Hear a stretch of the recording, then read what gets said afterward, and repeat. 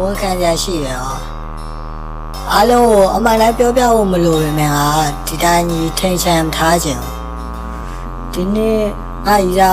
3ယောက်ကို4ခေါက်လောက်ဖောက်ပြန်လိုက်တယ်အဲ့တော့အနုပညာမဟုတ်တာမလုပ်ရင်ဘာလုပ်မလဲအဲ့လည်းခဏကြံထုတ်တယ်ဘာမှလည်းမလုပ်တော့ဘယ်ဘက်မှဟာလည်းမထူးချွန်တကယ်ပညာရေးကိုလည်းရှုံးပေးလိုက်ရောဒီတိုင်းမျိုးယူတယ်လို့ထူးတယ်လို့ထူးတယ်လို့ယူတယ်လို့မသိတော့လူတွေနဲ့မျိုးတပြည့်ပြည့်ဝေးလာတာတော့တတိထားမိတယ်ငါအတားနဲ့ငါပဲ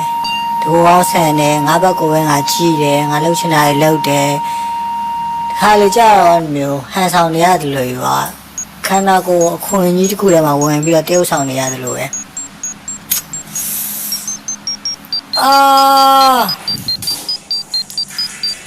အခုလိုဖြစ်နေရတာ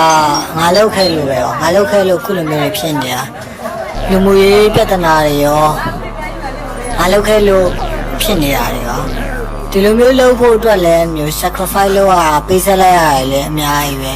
တန်လားဆိုတော့လေဘာမှမထူး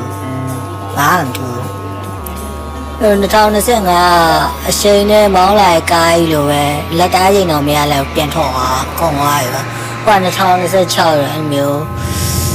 2016ကလွန်ခဲ့တဲ့10နှစ်ကတကယ်ဖြစ်နေတာတွားရအောင်ပါ